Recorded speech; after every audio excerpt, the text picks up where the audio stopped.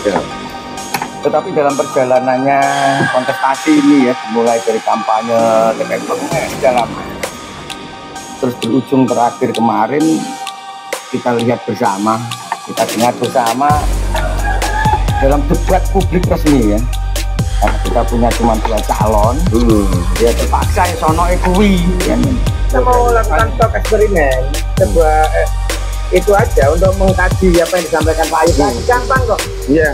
Tinggal Pak Anang, Kepala Dinas Pendidikan, bikin aja ya toh pengumuman bahwa besok seluruh wali murid yang punya tunggakan di sekolah silakan datang ke dinas. Ya, rame Pak. Kira-kira berapa ribu itu orang akan geruduk kantor dinas untuk minta dibantu. Ya. Itu belum lagi yang dikorupsi kemarin. Karena malingnya banyak banget itu kota kecil ini, mohon maaf. Keberpihakannya untuk masyarakat Silakan. itu mana? Lek dinas sosial anggarannya mau lah, tapi yang menyalurkan kan harusnya dinas sosial. Saya Mas ya. Kita jangan bilang di atas UMR satu wong misalnya 4 bisa 5 kakak, kita patahnya kakak. Kalau di bawah UMR itu berarti layak dengan Tahun, mereka 10 tahun ngapain? Ya, tapi sekarang faktanya tidak ada perubahan. Kalau kami mungkin bahasa politik ya, bisa melanjutkan kekuasaan atau melanjutkan pemerintahan. Nah, Pemerintahan yang termasuk ada korupsinya ya, kita bongkar itu ya. masuk. Melanjutkan bacaan dan lain sebagainya.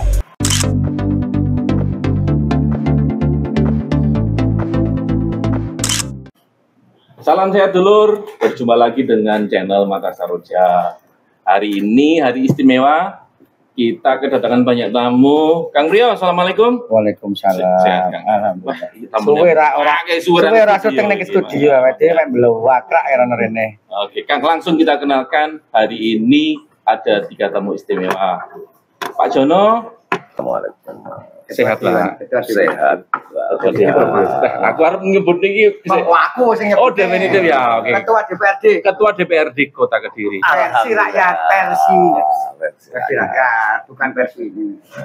Mas Ayub, Ketua anggota Dewan yang ketiga ya, Mas. Luar biasa ya. Sehat. Assalamualaikum. Alhamdulillah. Assalamualaikum warahmatullahi wabarakatuh. Sehat Mas. Terus ini jadi tokoh. Sebenarnya ini anggota dewan legendaris. Enggak, ini kita Cuman tahun ini dia jadi dewan dongkol.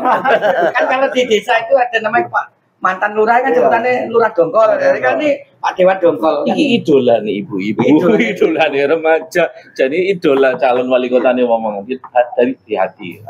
Mas Reza Darmawan, sehat Mas. Assalamualaikum Mas. Oke Bapak sekalian, jadi ini langsung ngawon. Hari ini kan yang lagi ramai di Kediri kan kemarin sudah selesai debat publik calon wali kota yang pertama. Nah dari kondisi itu kan masyarakat itu sudah mendengarkan, sudah melihat, sudah memahami. Cuman kan kapasitas warga kita kan tingkatan pendidikannya bermacam-macam. Nah, paling tidak dari sisi ini kan kita pengen mengedukasi. Nanti saya persilakan Kang Priyo untuk memberikan previewnya bagaimana diskusi hari ini kita apa yang akan kita bahas. Monggo, silakan. Terima kasih. Assalamualaikum warahmatullahi wabarakatuh. Sahabat-sahabat saya, ya kadang tak demo, ya kadang tak ini kan gitu. Tapi kali ini kita pada satu titik yang sama, ya, untuk Kediri kita, kota Kediri kita. Ada momentum-momentum yang sangat krusial ya. Hari-hari ini masih ada waktu kurang lebih 18 hari ya, Mas Reza. Ya. Sambil minum bisa ya? Oh, ya, boleh ngopi, boleh rokokan. Nah, spesifik dibayar kabeh kok. Nah, ada titik kulminasi saatnya kota Kediri berubah. Ya. Tetapi dalam perjalanannya kontestasi ini ya, dimulai dari kampanye, segala macam. Terus berujung terakhir kemarin kita lihat bersama, kita dengar bersama dalam debat publik resmi ya. Karena kita punya cuma 2 calon, ya terpaksa ya sono ekui ya. Dibilang kita prihatin ya ora, dibilang gak prihatin ya kok piye kan, sehingga saya coba kita untuk komunikasi hari ini membuka tabir yang ada supaya kita tidak terkecoh kembali. Masyarakat pada umumnya kita harapkan untuk lebih cerdas kembali melihat. kita ini memilih pemimpin yang memiliki leadership dan memiliki humanis, ya. Mengerti apa yang dirasakan masyarakat, bukan mengerti apa yang dirasakan keluarganya saja, bukan yang dirasakan oleh kelompoknya saja. Saya yakin ratusan ribu warga Kota Kediri sudah merasakan betul 10 tahun kepemimpinan yang lalu seperti apa. Tetapi kita juga harus maklumi, karena kekuatan akses, ya, akses uang, akses kekuasaan bisa memutar balik semua melalui pencitraan, melalui putar balik melalui media. Saya nggak merendahkan teman-teman media, tidak. Kita tahu betul, saya dengan teman-teman Saroja mungkin ini perlu kita kulik, kan kita satukan persepsi temuan Saroja di lapangan 10 tahun terakhir dengan teman-teman di DPRD yang wakil asli. Kalau ini kan wakil abal-abal, ini wakil, ya. Kan kalau LSM ini mohon maaf, pangkat gaya-gaya dewe, gelar-gelar gaya-gaya dewe, ya toh, dewan pembina, dewan pengawas, dewe yang golek-golek dewe, jadi sakar dewe. Sama-sama sebagai kontrol dan pengawas pemerintah. Miris juga saya melihat perkembangan 2 hari terakhir pasca debat kemarin. Ada pemutarbalikan persepsi di masyarakat. Bahkan mungkin dia terputar sendiri karena pola pikir masyarakat ini berbeda. SDM sangat membatasi mereka untuk menilai secara fair. Memang kalau dalam perdebatan itu bagi orang-orang awam yang tidak paham apa itu yang terjadi di Kediri, sangat indah semua yang disampaikan oleh salah satu itu. Ya, itu Bung Karno masa kini lah. Bung Karno dulu tuh awal revolusi, ya. Mungkin sangat relevan karena akses media terbatas, tingkat pride, ya, tingkat kepercayaan diri masyarakat, cinta tanah air masyarakat sangat tinggi waktu itu, sehingga doktrin yang disampaikan Bung Karno itu sangat mengena. Nggak perlu Inggris dilinggis, Amerika disetrika, padahal sebuah kekuatan yang di luar batas kemampuan kita, tapi karena retorika, dilinggis di ya, jadi retorika yang disampaikan oleh Bung Karno sangat mengena, sehingga kita waktu itu sebagai bangsa yang baru merdeka, jangankan untuk memenuhi ambisi-ambisi fundamental yang disampaikan Bung Karno, bahkan kita sempat keluar dari PBB, Olimpiade pun kita keluar, akhirnya membentuk Ganevo. Itu silahkan kita belajar dari sejarah. Semua terlaksana, masyarakat support. Kenapa? Karena rasa kepercayaan diri masyarakat itu sangat tinggi, cinta nasionalisme sangat tinggi. Wong yang baru merdeka kan euforia. Tapi hari ini tuh kalau kami di Saroja udah sangat gak relevan itu yang disampaikan, itu retorika itu. Jadi pendapat pribadi saya dan kawan-kawan itu kita duga kebohongan itu nilainya bahkan 80%. Ya. Memang indah, kebohongan itu indah. Kebohongan itu menarik, ya. Ya sangat menarik. Dan hari ini tuh kebohongan itu menjadi sebuah konsumsi yang sangat indah bagi publik. Masihkah kita terkecoh oleh kebohongan itu? 10 tahun terakhir coba kita pikirkan secara gamblang. Masyarakat itu pada intinya cuma 3 kok kebutuhan dasarnya. Yang pertama lapangan pekerjaan. Ketika lapangan pekerjaan itu tersedia sangat luas, terakses oleh semua. Layanan yang lain itu nomor 10, Pak. Ya. Terus yang kedua adalah layanan kesehatan. Ini sangat fundamental juga. Ya. Terutama bagi mereka yang tidak punya akses pekerjaan atau mereka-mereka yang tidak punya pekerjaan tetap. Terus yang ketiga adalah layanan pendidikan. Ini sebenarnya hak dasar yang sudah diatur oleh konstitusi. Makanya kemarin sempat dengan gagahnya ya menyebut pasal 34 berhasilan undang-undang dasar kita mengatakan fakir miskin dan anak terlantar dipelihara oleh negara. Ya. Ini kalau bagi orang awam paham konstitusi dia hebat. Tapi kalau bagi kami ketika menyatakan konstitusi relevansinya ada enggak dengan masyarakat? Contoh satu, tunjukkan ke saya. Satu saja sekolahan yang ada di Kota Kediri gratis ada.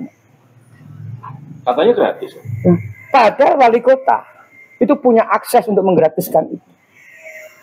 Munculnya iuran-iuran, dugaan-dugaan pungli lewat inilah lewat itu. Wali kota punya hak diskresi untuk menerbitkan aturan.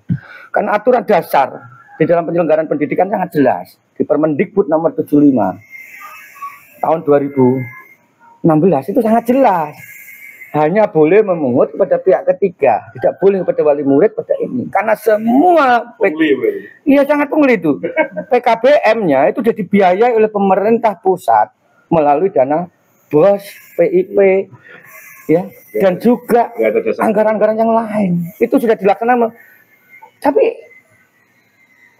ketika banyak pungli di sekolah-sekolah ini, masa sih wali kota nggak tahu?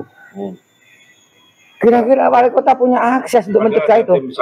Ada. Seharusnya wali kota berani secara fundamental ya Mas Reza ya, menerbitkan perwali yang melarang itu sebagai juknis dari Permendikbud itu. Wujud keberpihakan. Tapi selama 10 tahun pernah nggak ada nggak sebagai anggota dewan ada nggak perwali atau perda yang melarang pungutan di sekolah? Nggak ada. Patut kita juga orang meremehkan itu. Contoh yang gampang. Kalau 1 bulan itu 100 sampai 150 yang kita dengar ya iuran rutinnya. Kalau jumlah siswa di Kota Kediri dari mulai SD, SMP sampai SMA sekian puluh ribu. Dalam 1 bulan itu berapa miliar uang yang dihasilkan dalam perputaran pungli. Ini, tapi tutup mata. Sehingga layanan pendidikan yang seharusnya menjadi hak dasar warga negara menjadi layanan bisnis bagi sebagian orang. Ya, Pak diteliti itu. Project. Ya, di mana posisi wali kota terhadap dunia pendidikan? Bullshit. Nah, kedua, terakhir kita buka di dalam kita aksi kemarin sangat nyata, kita prihatin. Saya sendiri mengalami bagaimana ketika datang di dalam UGD, BPJS tidak berlaku. Ya. Padahal harus melalui prosedur dulu, yaitu tingkat 1, tingkat 2 ya harus puskesmas. Puskesmas di Kota Kediri tunjukkan ke kita yang 24 jam. Jadi kita harus punya uang dulu. Nah, akhirnya kita kulik. Ternyata penyebabnya adalah salah satunya adalah banyaknya tunggakan warga Kota Kediri terhadap BPJS itu sendiri. Ini kan konyol. Bagaimana BPJS akan maksimal memberikan layanannya ketika kita terbentur pada tanggungan yang tidak diselesaikan. APBD kita yang sangat besar, dulu kan sebagai kota terkaya, kira-kira relevan nggak hari ini? Ketika kita bisa bongkar, kita bisa buktikan bahwa masih banyak warga Kota Kediri yang menunggak BPJS nilainya puluhan miliar. Sedangkan kita, panjenengan semua anggota dewan sudah bisa tahu toh, salah satu program istimewanya adalah Prodam. Beberapa tahun yang lalu kita tahu bahwa salah satu program di dalam Prodamas itu direfocusing untuk BPJS. Jadi anggarannya dialihkan untuk Ada satu poin anggaran nomenklatur di dalam Prodamas itu yang dialihkan ke BPJS. mulai tahun berapa? Iya. Kalau tidak salah tahun berapa itu Mas Ayub itu paham itu teman-teman. 2002 ya Mas saya. 20. Nah, itu kita lihat. Kalau total jumlah RT itu 1.400 sekian ya, 1.700-an. 400-an. Kalau diambil 30% waktu itu kurang lebih ya. 30% dari 100 juta kan 30 juta. 30 juta kali 1.700. Oke. Kita yakin nggak itu dibayarkan kepada BPJS? Makanya tugas kami nanti di Satoja dengan teman-teman sosial kontrak akan memeriksa itu. Kami mengenai tanyakan kepada kepala BPJS, mereka nggak berani berjawab. Ya, tidak ada jawab. Ya, jadi kami akan ke penegak hukum, kita akan paksa itu untuk dibuka. Kenapa? Tidak main-main Mas Reza. Iya. 30 juta kali 1.400 sekian berapa miliar? 45 miliar. Kita paham. Ketika warga itu terdata dalam DTKS, pemerintah daerah nggak perlu repot. Pemerintah pusat punya yang namanya PBI melalui JKN. Ya. Itu sudah dibayarkan oleh JKN. Jadi asumsi yang ada di masyarakat hari ini bahwa ketika orang sakit berobat di rumah sakit dibiayai pemerintah itu salah. Seolah-olah begitu. Kan kewajiban pemerintah ini cuma membantu masyarakat yang tidak mampu melalui PBI program bantuan iuran. Ya kita tinggal kalkulasikan, makanya dari dulu saya katakan harus punya basis data yang terpadu pemerintah Kota Kediri. Berapa sih yang di DTKS, berapa yang tidak tercover di DTKS. Saya yakin jumlahnya enggak, ini berapa sih jumlah penduduk Kota Kediri? Kan pemerintah cukup membantu membayarkan iurannya. Bukan membantu pengobatannya, ini kan konyol. Banyak hal akhirnya. Sehingga penggratisan ini sebenarnya tidak terlalu besar memakan anggaran. Dan itu sudah dibuka, perlu diteliti itu. Saya yakin dari pihak Dinkes sendiri juga banyak. Tapi kan hari ini tertutup akses itu semua. Kita akan kolaborasi ya dengan teman-teman. Kita bongkar itu. Tidak bolong, tidak tepat sasaran ya. Jadi retorika yang disampaikan di sana, layanan ini bullshit buat saya. Fakta di lapangan hari ini tidak satu pun berani menunjukkan di mana sekolah yang gratis di Kota Kediri. Ya. Satu, kedua, kesehatan tadi sudah terbahas. Ternyata ada PR besar. Kenapa masyarakat Kota Kediri hari ini masih banyak ya, saya dengan teman-teman relawan kesehatan itu berapa kali itu harus membantu. Bahkan salah satu anggota dewan kita yang dulu juga minta tolong ke kita ketika dia membawa pasien ke rumah sakit, dia harus menyediakan uang dulu. Ada anggota dewan. Ada, kita punya buktinya, siap kita hadirkan bagi saksi. Sehingga keberpihakan pada layanan kesehatan itu bullshit apa yang diretorikakan kemarin. Oke. Sehingga tidak relevan. Terus ketiga, tentang kemiskinan. Kemiskinan ini bergantung kepada penyediaan lapangan pekerjaan. Apa yang sudah dilakukan oleh pemerintah Kota Kediri? Hanya training. Tapi ketika pasca training itu tercover gak mereka pada lapangan pekerjaan yang sangat dibutuhkan?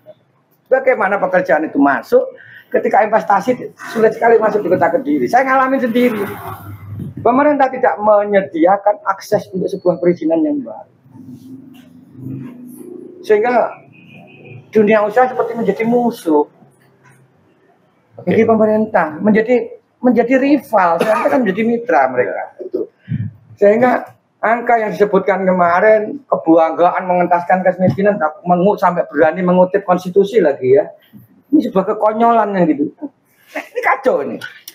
Kalau bicara itu kembalikan ke mereka, tanya. Hari ini seluruh warga Kota Kediri terdeteksi menjadi pekerja migran di luar negeri berapa? Ini kan membuktikan kemakmuran sebuah daerah. Ketiga, lapangan pekerjaan tadi ya Mas. Ya. Sehingga perlu kita ini kan masyarakat Kota Kediri mesti paham. Kota Kediri itu tidak butuh orator. Banyak koruptor yang jago orator, Pak. Ya. Tapi kita butuhkan adalah seorang pengayom bagi masyarakat Kota Kediri yang seutuhnya. 1,7 triliun kita. Ya, tahun. Itu kalau logika orang awam dengan korelasi 200 sekian puluh ribu itu sudah mampu menggratiskan semuanya. Kenapa menjadi tidak mampu hari ini? Nah itu kok masih dengan kebanggaannya, dengan PD-nya melanjutkan, ini kan konyol. Sudah selesai harusnya. Ini yang sakit ini, yang bicara itu atau kita yang sakit hari ini, kan gitu loh. Sehingga saya perlu undang teman-teman yang berpengalaman di dalam legislasi, penganggaran. Mari kita kulik.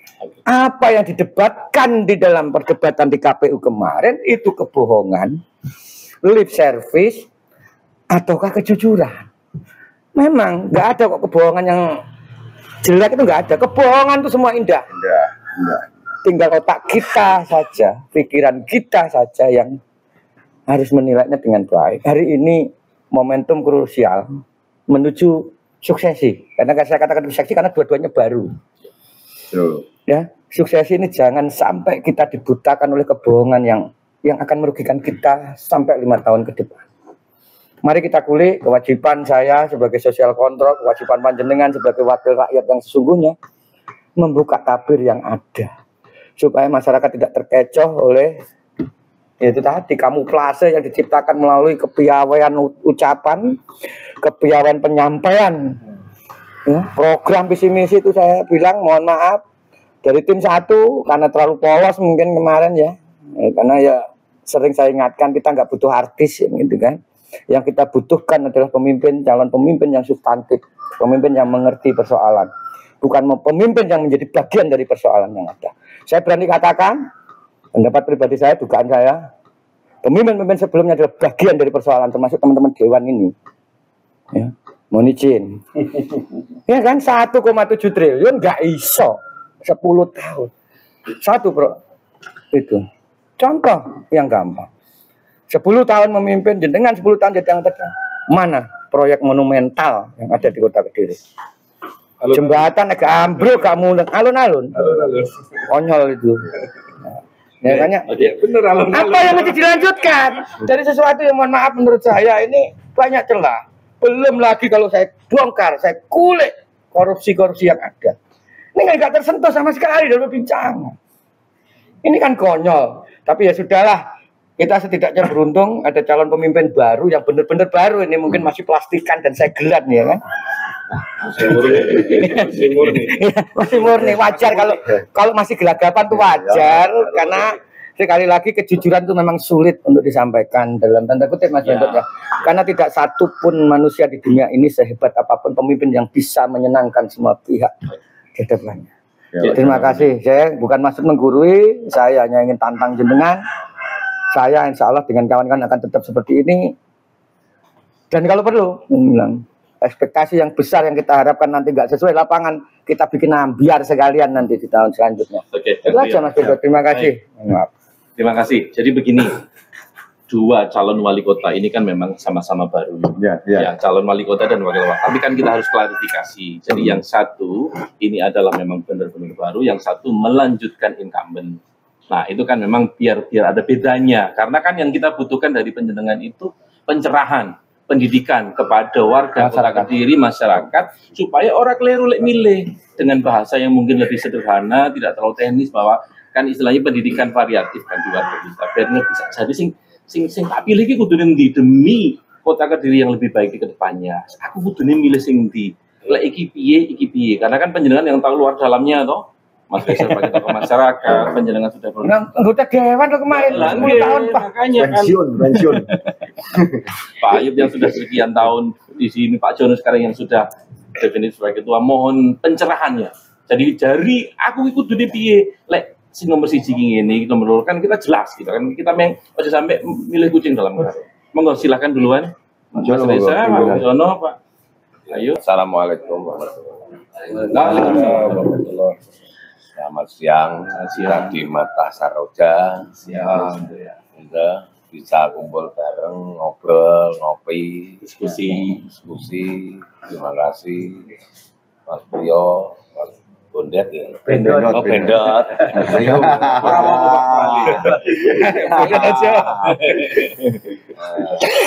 Bondet jawab pos.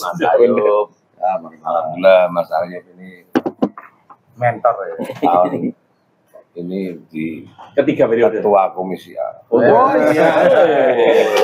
Selamat. Sama saya, Pak. Jadi Komisi A membidangi pemerintah. Dan saya alhamdulillah juga jadi pimpinan, ya alhamdulillah sementara jadi ketua. Mudah-mudahan seterusnya. Amin. Kita membahas masalah kemarin debat antara paslon 1 dan paslon 2. Yang paslon 1 ingin bukan mengganti ya, memperbaiki Pemerintahan sebelumnya. pemerintah sebelumnya, ya toh. Yang paslon 2 melanjutkan. Yuk kita bedah. Siap. Pertama, masalah Prodamas. Ya, salah satu proyek Jadi istimewanya. Prodamas itu waktu saya jadi Dewan 2014, waktu itu masih baru ya, lumayan baik. Karena dana 50 juta waktu itu per RT itu masih digunakan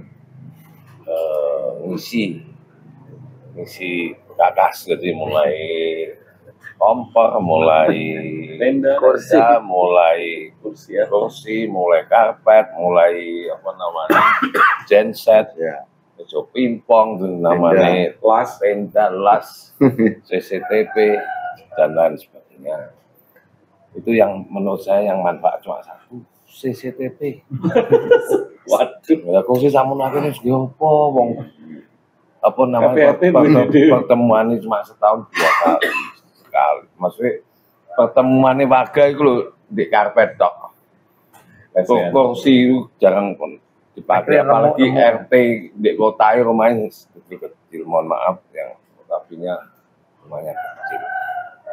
Terus kalau saya bilang paslon 1 memperbaiki itu dengan dana yang tadinya Prodamas yang tidak perlu dilanjutkan dikarenakan itu tidak bermanfaat untuk kemaslahatan masyarakat, maka kita alihkan untuk supaya sekolah itu gratis. Pendidikan, kesehatan. Ya, pendidikan, kesehatan, pendidikan itu kan yang masih gak bayar kan SPP. Iya. Tapi di situ ada dua. Loh, yang kemarin katanya udah gratis loh Pak John. Wah, pusing. Loh, makanya lo kan kemarin katanya gratis. SPP. Ya kemarin katanya Iya, itu sudah SPP. gratis. Oh, SPP saja. Seragamnya pakai plastik, Pak Wi. Oh, Terus ada lagi pungutan. klarifikasi kan biar Iya. jelas. Pungutan. Lu baru dua waktu itu. Ya, dah. Jadi saran saya ini benar kata 01 dimasukkan ke Pusda. Iya, besar. Nanti SD, SMP, SMA dikasih dana Hibah lah, berjenjang, bansos lah. berjenjang. Mungkin bisa 600, 800 juta atau gimana. Itu yang kurang mampu. Nah itu pun nilainya hanya nggak banyak kok. Kemungkinan nanti dibedah hanya kurang lebih sekitar 30-40 ribu. Itunya. Dan itu siswanya. bisa ya. Sangat amat bisa Sangat bisa, sangat mampu. daripada kakak bolak-balik. Daripada papek Ya. bagus dicugili. Nah, pasang itu terus lagi 01 itu hanya bantuan yang kurang mampu untuk S1, S2, S3 yang kurang mampu dan yang punya prestasi. Selain pinter juga mungkin prestasi di dunia politik. Ya. Tapi 02 tidak kemarin.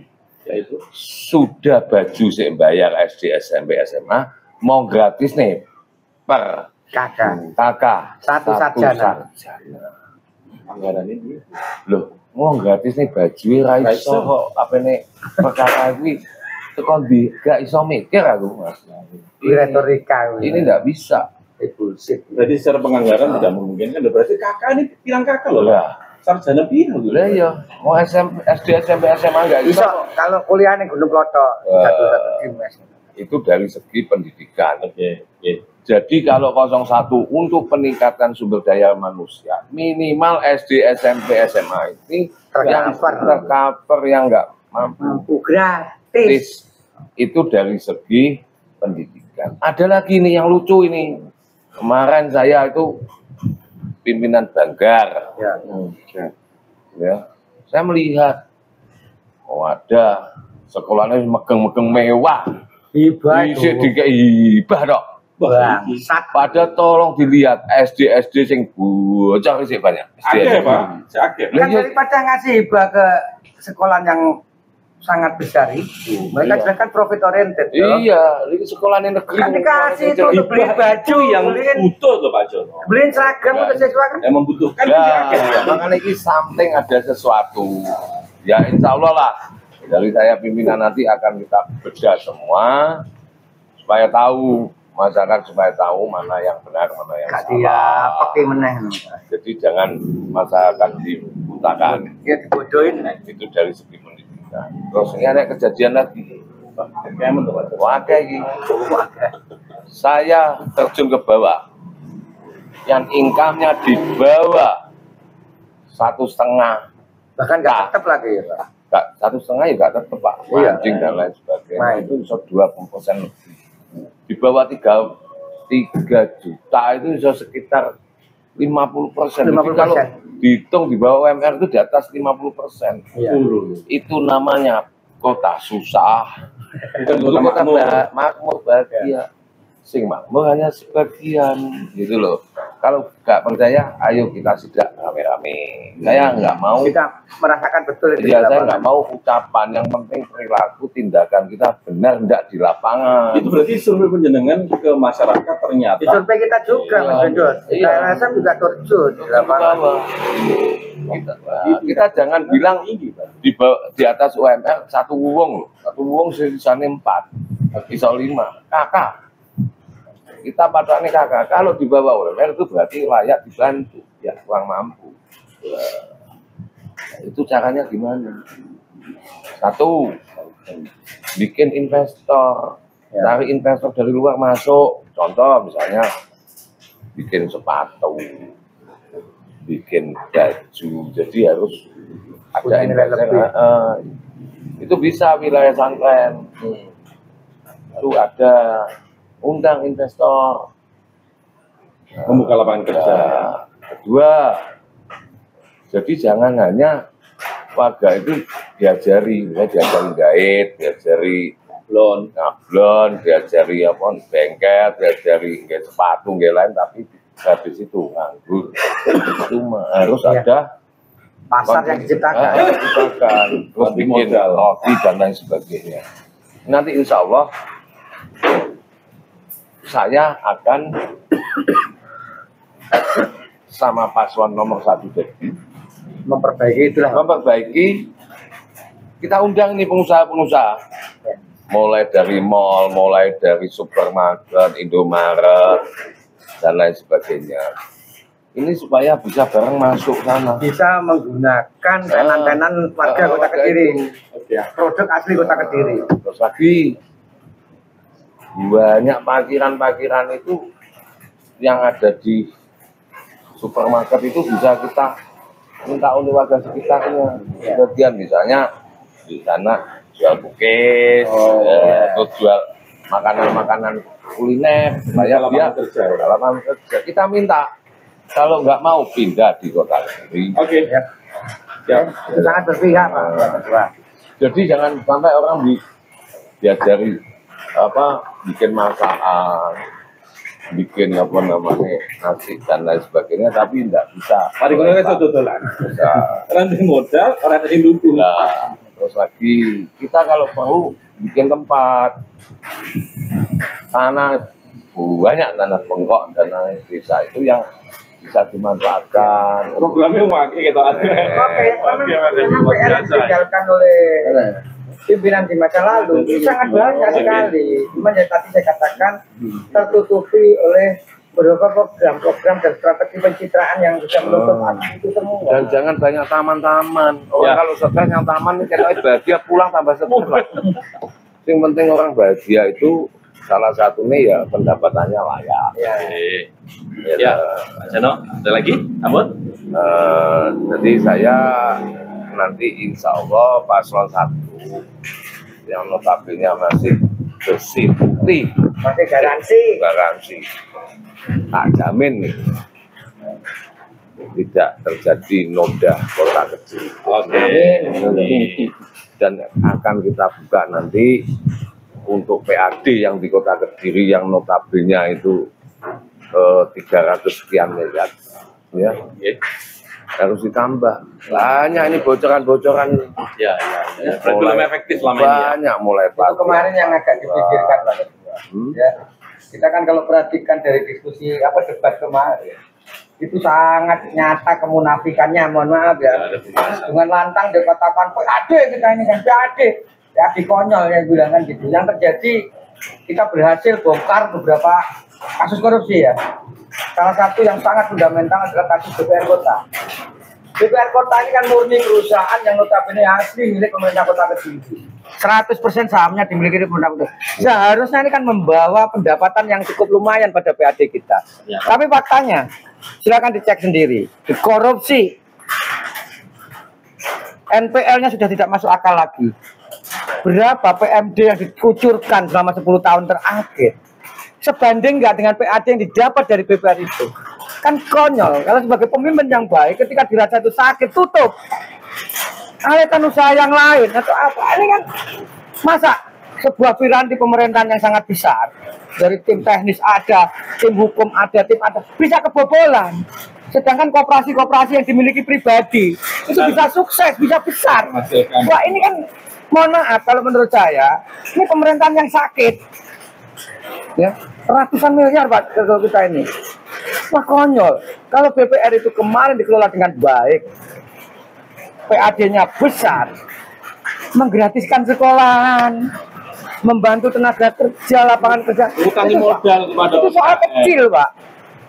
Sekarang coba dicek berapa sekarang total per kapita pendapatannya BPR Kota itu.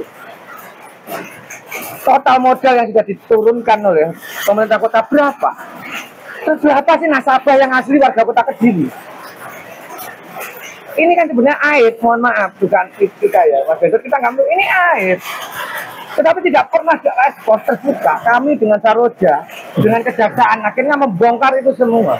Seluruh direksinya kena tahun yang lalu. Kan kita logikanya, ketika sebuah kebijakan besar, contohnya pemberian kredit yang sangat besar di luar kepantasan, kan Dewan Pengawasnya harus dilibatkan di sana. Tetapi selama ini kan tidak menyentuh ke sana. Ada apa? Sehingga itu satu noda yang ditinggalkan oleh masa lalu. Baik, Kang Brio, matur nuwun. Selanjutnya saya minta reviewnya dari Mas Ayu. Ya, bagaimana penjelasan? Ya, terima kasih Mas Brio, terima kasih. Assalamualaikum warahmatullahi wabarakatuh. Jadi merespon acara debat pertama kemarin, ya saya selaku anggota Dewan tiga periode ini ya. Jadi saya berharap teman-teman masyarakat ya warga kota Kediri tidak terjebak hanya sebatas retorika, tapi lihatlah fakta, lihatlah kondisi sebenarnya kota Kediri, lihatlah kondisi sebenarnya masyarakat kota Kediri. Ini sebagai contoh, Mas. Bicara soal pendidikan, ya. Selama 10 tahun di bawah kepemimpinan incumbent, ya. Ternyata indeks yang kemarin disampaikan itu 8 apa? Pendidikan. SDM. Indeks Ya. Sumber daya manusia. Ya, indeks apa? kemiskinan lah. Indeks sumber daya manusia. Tetapi fakta, ya kita bicara fakta, ternyata ya kota Kediri dari sisi sumber daya manusia itu masih didominasi lulusan SMA, Mas. Ya. Tingkat pendidikan. Iya. Jadi mayoritas kita masih SMA ke bawah lah. SMA ke bawah. Ya. Ini gambaran secara umum. Ya. Lalu apa yang sebenarnya sudah dilakukan selama 10 tahun? Ya. Dan kalau kita di sini bicara misalnya SDM kita harus satu sarjana, satu keluarga, ya. Anggarannya Ya, ini ngapain kemarin gitu loh. Ini nang dia gitu. Ini ya, 10 tahun. Mereka sudah diberi kesempatan 10 tahun, ngapain? Ya. Jadi kalau disampaikan itu 10 tahun yang lalu, saya percaya. Tapi sekarang faktanya tidak ada perubahan. Ya inilah yang saya katakan memang kebohongan itu indah, gitu loh. Atau retorika itu indah. Nah, ini yang perlu masyarakat pahami. ini pencerahan, Mas. Ya, ya. Informasi yang valid. Saya bukannya menolak, saya setuju, ya. Sebagai sebuah gagasan, setuju, ya. Dan itu gagasan jangka panjang loh ya. Nggak akan bisa dinikmati dalam satu periode 5 tahun sebuah cita-cita, ya. Tapi itu hanya sebatas retorika atau lip service atau pemanis dan sebagainya. Lah, ukurannya apa? Lah, mereka yang sudah diberi 10 tahun ngapain gitu loh? Masuk harus cerdas. Ya, itu. Ya. Jadi kaitan dengan persoalan pendidikan, ya. Ini banyak koreksi, Mas. Ya, banyak koreksi. Termasuk kita kemarin juga mengusulkan di Dewan Mas Busda. Ya, karena masih banyaknya pungli, Mas. Selama 2 periode 10 tahun itu banyak sekali pungli. Masih terjadi di kota Kediri. Hampir semua. Pendidikan dari tingkat SD, SMP sampai SMA. Ya. Dan bahkan ada sebagian masyarakat itu ya sampai tidak satu, Mas, banyak sekali yang ijazahnya tertahan karena tidak mampu membayar SPP, gitu. Ya, makanya kita mengusulkan istilahnya bosda, ya. Ada bos yang dari pusat, tapi ternyata untuk biaya operasional dan lain-lain itu masih kurang, Mas. Ya, oleh karena itu pemerintah dengan bosda itu diharapkan memang betul-betul ya sekarang pendidikan di Kota Kediri itu free. Ya, sudah nggak ada boleh lagi tarikan apapun, termasuk pengadaan seragam oleh wali murid nggak boleh. Sudah semua cukup di situ melalui program Bosda. Nah, itu saya setuju. Nah, yang kemarin disampaikan oleh calon 01. Itu realistis. Ya, daripada janji muluk-muluk gitu loh ya. Janji muluk-muluk nanti satu keluarga, satu sarjana, ya. Dari Pak Jono mau kan Itu garil. terlalu muluk. Enggak sangat garil. Dadekno Boleh sarjana. secara ide boleh, tetapi tidak realistis. Lu pada seragam ae ora iso. Ya. Terus kesehatan piye iki? Apa? Kesehatan. Nah itu tadi kan kaitan pendidikan, ya. Kaitan yang kedua masalah kemiskinan dulu, ya. Sebelum ya. Karena kemarin rame, Ya. baik di ya, dan secara khusus itu dibahas menjadi materi debatnya wakil wali kota Kediri. Sampai ada warga yang bertanya data yang benar yang mana? Nah, itu. Nah, ini ya Mas ya, ini setahu saya, karena kebetulan saya dulu di Komisi C, ya itu bagian Kesra yang membidangi tentang kesejahteraan sosial, ya kesejahteraan sosial. Jadi Data yang benar ya. data yang benar, ya menurut BPS, ya Kota Kediri ini, ya kota yang tingkat kemiskinan nomor 2 se-Jawa Timur dari Mas, dari kota yang Seluruh kota. Iya, jadi jangan salah dipahami, bukan seluruh levelnya tuh apple to apple-nya itu untuk kota. Bulan kota. Kota di kota. Jadi Jadi nggak bisa dibandingkan nih Kota Kediri yang jumlahnya hanya 300.000 dibanding dengan kabupaten kota nggak bisa. Jadi apple to apple-nya kota. Kota Jadi Kediri, Kota level Surabaya, Kota Malang, perkotaan di Jawa Timur, Kota Kediri itu ya menempati peringkat kedua Dari 9 kota. tertinggi, ya diinjek kemiskinan tertinggi. oh kemiskinannya tertinggi. Kamu dari Nomor 2. dari Kediri itu. Jadi Nah, ini data yang kita bicara. data itu konkret. Ini Mas Ayu, saya paham ya. Ya. Karena Pak Acuan menyatakan kota terkaya atau kota terbahagia itu adalah PDRB. Ya. PDRB ini kan pendapatan global. Ya. Masyarakat lupa bahwa di sini ada gudang garam, Nah. konglomerat kelas internasional. Dan itu Sehingga itu penyumbang PDRB terbesar. Ya. Kalau satu pemilik gudang garam umpamanya memiliki kekayaan 1 triliun, Ya. itu ketika 90. diredis ke masyarakat, udah mewakili 1.000 warga Kota Kediri yang memiliki kekayaan 1 miliar. Ini kan konyol. Ya. Jadi gambaran sebenarnya Mas terkait dengan kesejahteraan di Kota Kediri, ya itu sebenarnya konyol dan sangat memprihatinkan.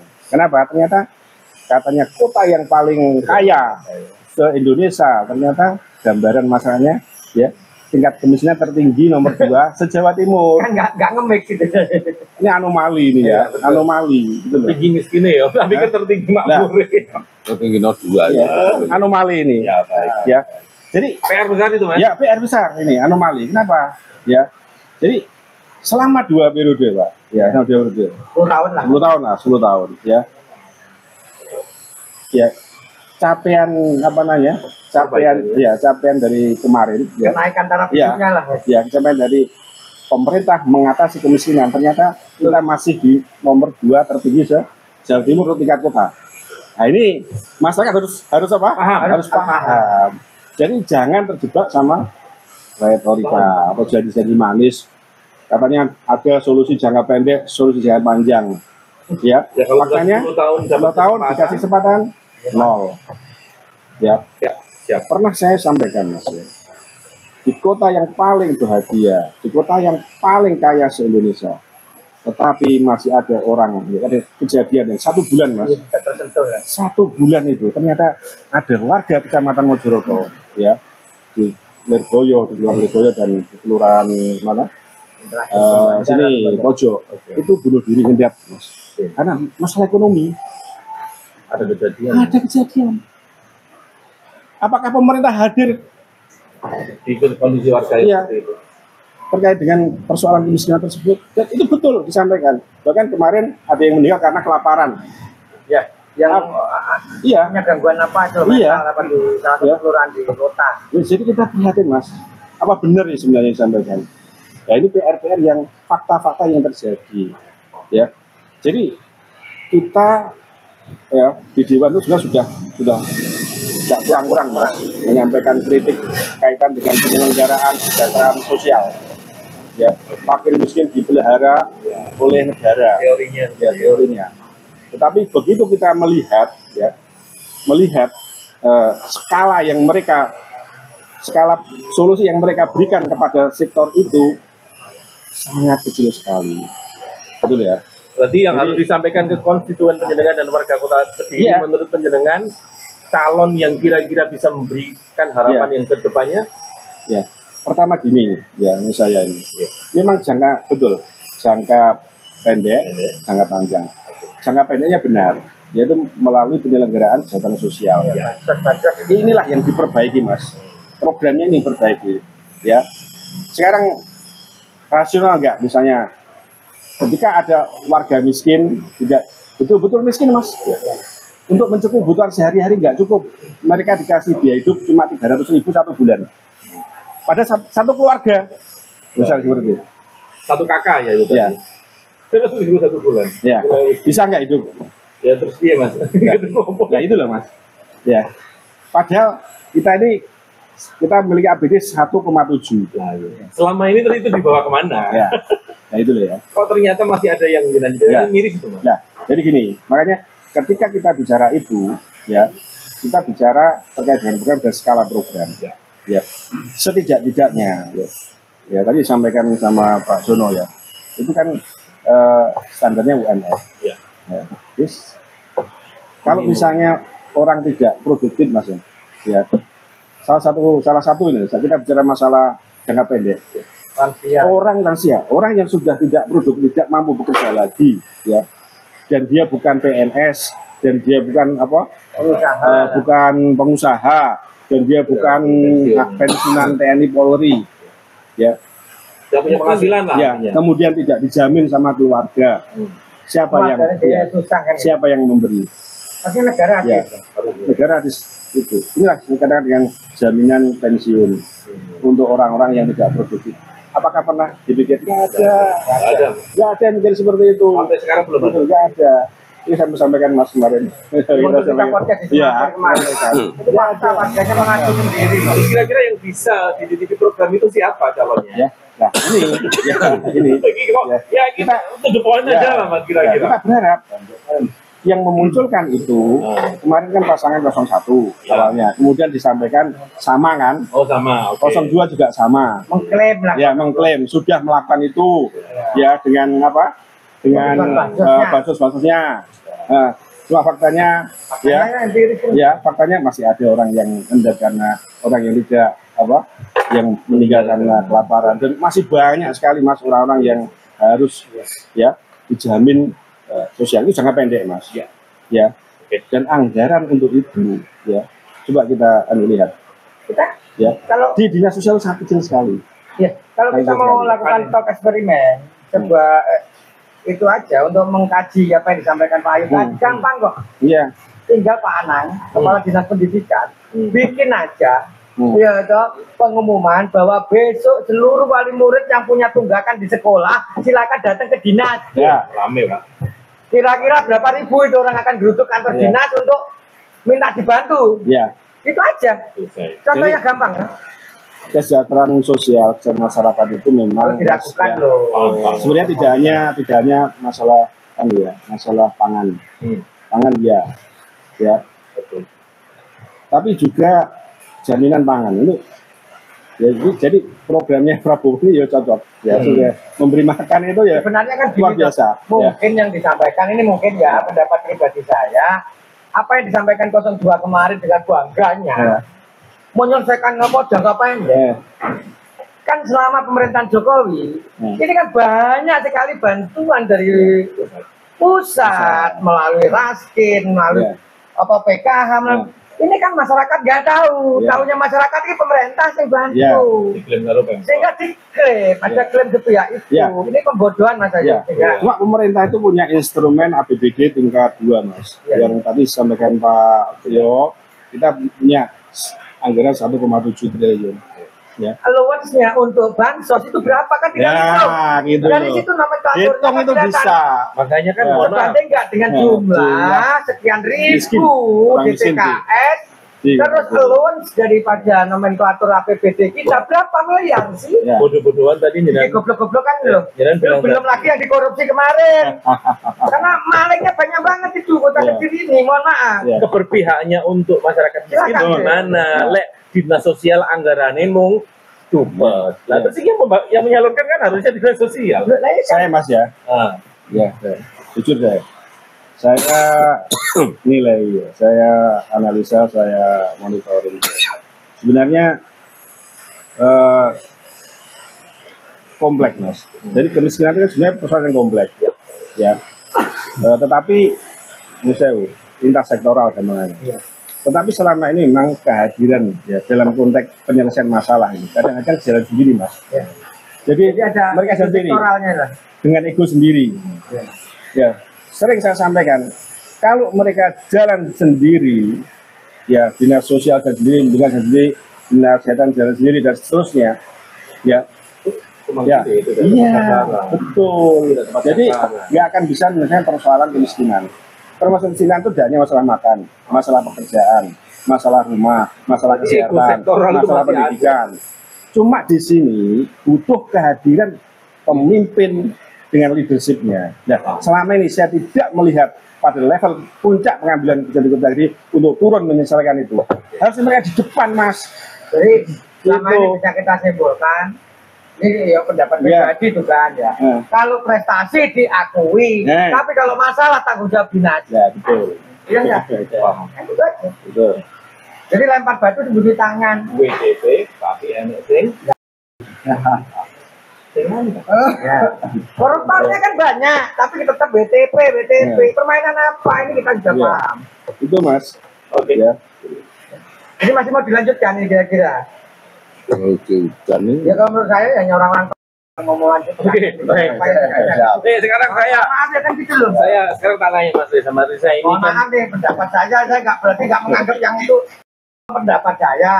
Banyak orang-orang yang masih mau melanjutkan sesuatu yang busuk dari ini. saya tak nanya ke Mas Reza. Nah ini kan tokoh politik, tokoh muda, idola ibu-ibu, remaja, karang taruna, yang penjenengan followernya sangat banyak. Loyalis penjenengan masih banyak di Kediri. Coro jadi wali kota mungkin suara sama juga akeh. Terus sampai ini kita saiki piye dengan situasi Kediri 10 tahun seperti ini, kemudian dari dua calon kita yang seperti ini kira-kira piye? Monggo Mas Reza. Iya, jadi pertama salam, saya Reza, Mas Gendot, Mas Rio, Pak Ketua, Pak Jono, Pak Ayu, dan seluruh teman-teman Mata Saroja. Alhamdulillah bisa dikasih kesempatan ya di sini untuk melakukan panggung. komunikasi dengan teman-teman dan juga masyarakat semuanya. Semoga ini menjadi ilmu pengetahuan, pendidikan politik buat masyarakat Kota Kediri dan kita semua untuk menata Kota Kediri semakin mapan ke depannya. Ya. Siap. Awal prinsip kita harus bisa membedakan antara visi 1 dan visi 2. Visi 1 kita lihat memang lebih mengajak kepada suatu tantangan dan pemantapan bagaimana Kediri ini tertata dengan rapi ke depannya. Makanya dia mau meneglankan adalah Kediri mapan. Artinya ada target-target yang akan dia lakukan nanti di pemerintahan oleh paslon nomor urut 1. Paslon nomor urut 2 adalah melanjutkan. Kalau kami mungkin bahasa politik ya, melanjutkan itu bisa melanjutkan kekuasaan atau melanjutkan pemerintahan. Nah, Pemerintahan yang termasuk ada korupsinya ya, yang kita bongkar itu ya. masuk. Melanjutkan bacaan dan lain sebagainya. Nah, dari dua ini kita bisa melihat bahwa di paslon nomor urut 2 itu dulu saya sekitar awal Prodamas saya sudah bilang ini 7 tahun, 8 tahun Prodamas ini akan klimaks. Ya. Sudah mentok ya. Sudah mentok. Udah nggak relevan. Sudah nggak relevan. Ya. Maka perlu suatu konsep yang cukup matang di periode yang kedua. di 6 sampai 5, 6, 7 itu perlu dikonsepkan sesuatu yang lebih maksimal lagi. Nah, ternyata benar tidak dijalankan dan akhirnya maksimal. Makanya sampean keluar. Gitu makanya sampean keluar enggak kata lain kan gitu. Ya. Itu cuman ini. Itu masuk. Salam. Ya.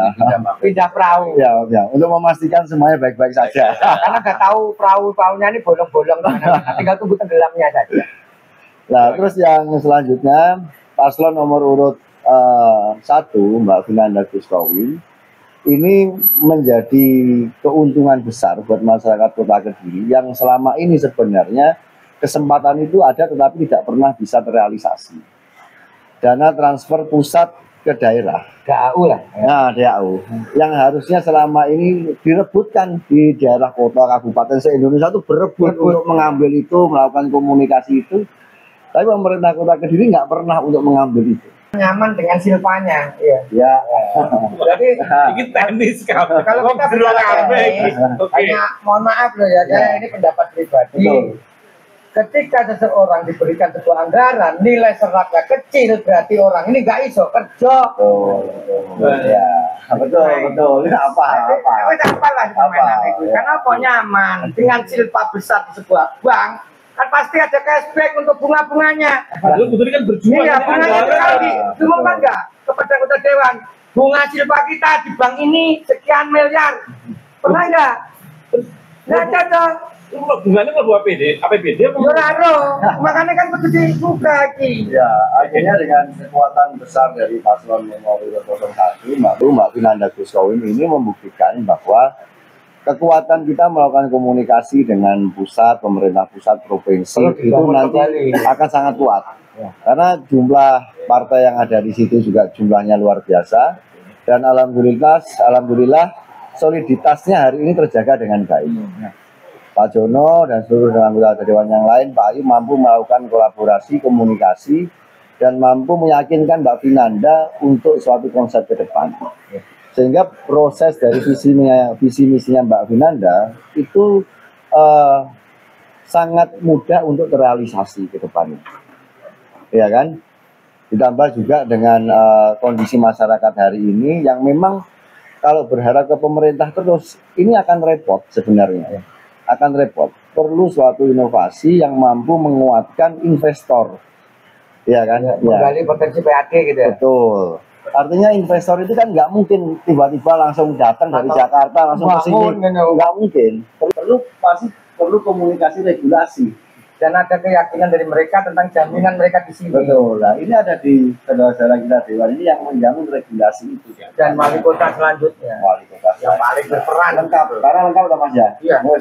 Makanya 21. diperlukan. Kemarin kan ada kata-kata konyol yang disampaikan. Betul. Belum partai si C cukup ngapo nggak partai akeh ini Ya. Kenapa? Sebenarnya itu Mas. Berjalannya pemerintahan ini tetap butuh support legislatif yang sangat kuat. Kalau ngomong itu yang isu dihembuskan oleh mereka, itu memang sebenarnya permasalahan dari dulu. Dari dulu mereka ingin eksekutif ini mendominasi, tidak boleh ada keberimbangan dalam pemerintahan. Karena apa? Kalau dalam pemerintahan itu terjadi keseimbangan antara yang mengawasi dan yang diawasi, pemerintahan itu akan cenderung bersih. Akan cenderung bersih. Makanya semua pemimpin minoritas dalam tanda kutip itu pasti bersih rata-rata. Makanya ada legasi mayoritas, ada legasi minoritas. Sehingga konsep negara ini sudah sangat bagus, Mas Reza. Betul. Jadi investasi itu kan kepentingannya cuma dua, mereka itu ada law enforcement, itu penegakan hukum, dan security enforcement atau jaminan keamanan. Tapi dua-duanya kemarin itu sepakat dalam satu isu yaitu pariwisata. Iya. Ya, pariwisata. Ya.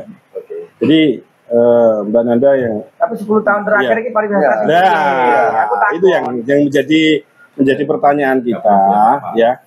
Selama 10 tahun ini apakah ada pariwisata di Kota Kediri yang mengalami perubahan yang lebih baik atau sebaliknya? Yang ada kan cuma banyak yang mati. Sekarang kalau mangklek itu gimana? Ya sekarang jadi gini Pak. Sebenarnya kalau saya tadi bicara komunikasi mereka di pemerintahan yang lama, pemerintahan mereka yang lama yang komunikasi dengan dewan Nggak ada. Jadi muncul Nggak ada. arogansi gitu Iya, ya. ada. Tidak menghormati dong fungsi pengawasan. Ya, sehingga memang selama ini sering mentok di masalah Ya, makanya korupsi jadi enak kan gampang gitu. itu begitu. Nah, terus ke selanjutnya dari misi Mbak Vinanda menyambung dari apa yang disampaikan Pak Ayu dan Pak Jono, memang dan alhamdulillah juga disampaikan juga oleh Pak Jokowi, Ya. kan, titip pariwisata Kota Kediri. Ya. Banyak sekali potensi. Artinya ada dua kalau kita jabarkan sebenarnya pariwisata itu ada pariwisata alami dan pariwisata buatan. Iya. Karena konsep pariwisata ini adalah sebenarnya bagaimana membuat perputaran uang itu ada di tempat tersebut. Iya kan? Tidak jalan tuh tapi berhenti. Ya, boleh itu bentuknya dari alam ya ada Gunung Klothok, ada Sungai Berantas, ada Sumber Jiput, ono nendi Banteng nih, Bantengan. Bantengan ini. Bantengan lah. Bantengan. Nah, itu wisata alam yang harus dikelola. Ya. Nah, bagaimana dengan wisata buatan? Visinya Mbak Vinanda ada beberapa wisata buatan yang tujuannya adalah bagaimana perputaran uang itu ada di Kediri, yaitu Islamic Center. Iya kan? Berapa ribu santri nanti? Betul. Akan lalu lalang di Ya. Kota Kediri. Islam ini kan konsepnya kan sebenarnya bagaimana uang masuk. Iya. UMKM dapat menjual. Betul. produk. Efek-efek domino itu sebenarnya kan muncul karena kemampuan kita untuk akan lahir dengan mengelola sendirinya. wisata buatan. Jadi- Contoh kampung Inggris Pari. Itu kan bagi saya sebenarnya wisata buatan. Iya. Iya. Dan itu sudah nasional level. Meskipun kelasnya adalah pendidikan ya, tapi itu wisata buatan yang mampu dikelola oleh pemerintah sehingga orang se-Indonesia hadir di situ. Orang bisa berinvestasi di situ, perputaran uang bisa berjalan dengan baik. Jadi Pak itu. Ketua percing-percing ini. Nah, Enggak, saya tahu. Aku ini biar gak buat dadek menang gadel menang. Dengan figur seperti beliau ini pantas nih gue Senayan. Sebetulnya begitu. Iya. Tapi baunya beda. Wah, siap Pak Ketua, siap. Nanti ke depannya bisa dipikirkan bisa dipikirkan ya. Iya. Oke. Provinsi Enteng kudu nih. Enteng, Tapi Enteng. nanti makanya wakil hadir ada mau tahu ke diri udah foto drop-dropan paman. Harus di PRRI. Ya wis, oke lah wis paham iki Ya, kan. pokoknya kita fokus di Ya. kemenangan 01 dan Siap. yang utama kita sampaikan kepada paslon kita Mbak Vinanda Goswawin, retorika boleh tapi harus jujur. Harus membumi. Ya. Jujur utama. Jujur itu. Ya. Sebentar Kang Rio. Nggak mulu-mulu. Ya, mulu-mulu. Gini, iki kok cenderung kabeh dukung 01 apa ada iki gak ngundang 02 iki? 02 di mana? Sebenarnya nanti sudah berulang kali lewat medsos. Apa kita kan Ini disclaimer ya, biar publik juga kita ngerti. buat tagline-nya kan ada itu yang bisa dihubungi. Silakan kalau mau melakukan disclaimer terhadap acara hari ini atau acara-acara sebelumnya yang dilakukan oleh Makassar Saroja, kita terbuka. Dan justru saya sampaikan, Saroja saat ini ada di pihak satu. Oke. Pertimbangan saya adalah yang pertama, jelas ini barang baru, garansi. Ya. Kedua, tidak punya beban masa lalu. Karena kami tahu persis apa yang terjadi di masa lalu. Sehingga kita kembalikan kepada publik Kediri, mau baik-baik saja atau mau tidak baik-baik saja, saya kembalikan kepada panjenengan semua. Warga Kota Kediri. Warga Kota Kediri. Silahkan dihitung, ditimbang dengan baik. Nek iki sing menang konsekuensi ini, nek iki sing menang konsekuensi ini. Itu loh Mas. Iya, Nah, betul. kita tahu persis. Jadi saya atas nama Saroja, atas nama Makassar Saroja secara eksplisit, silakan yang mau dikatakan ini kampanye itu hak masing-masing. Kami terbuka kepada pihak manapun untuk melakukan Menyampaikan. klarifikasi atau membantah, menyanggah apa yang dilakukan kita hari ini. Silakan Kita menghubungi. terbuka. Silakan menghubungi hotline kita kami. Bisa lapangan. Kami akan jadwalkan, kami akan terbuka. Kami satu prinsip, jangan sekali-kali berani korupsi. Saya berpesan kepada tim satu, ketika Anda nanti digariskan oleh Allah, diizinkan oleh Allah memimpin Kota Kediri, kami cuma satu. Saya di barisan jenengan, ketika jenengan tetap bagi kami bersih. Tetapi ketika terkontaminasi korupsi, tidak segan-segan, panjenengan akan berhadapan dengan kami di kemudian hari. Terima kasih. Baik kami. Ya, terima kasih. Pak, ada mau penutup? Oke, Ya, benar, ya, benar. saya pikir cukup. Kalau memang seperti itu, terima kasih Pak Ketua, Mas Dewan, Mas Reza, Kang Rio. Hari ini diskusinya luar biasa, banyak sekali pencerahan dan mungkin semoga informasi yang kita sampaikan bisa diterima seluruh masyarakat. Kota Kediri, memberikan pencerahan, memberikan wawasan kudunya pemilih sapa untuk Kediri ke depannya. Amin. Baik, terima kasih saudara-saudara, terima kasih, selamat Bapak sudah mendengar.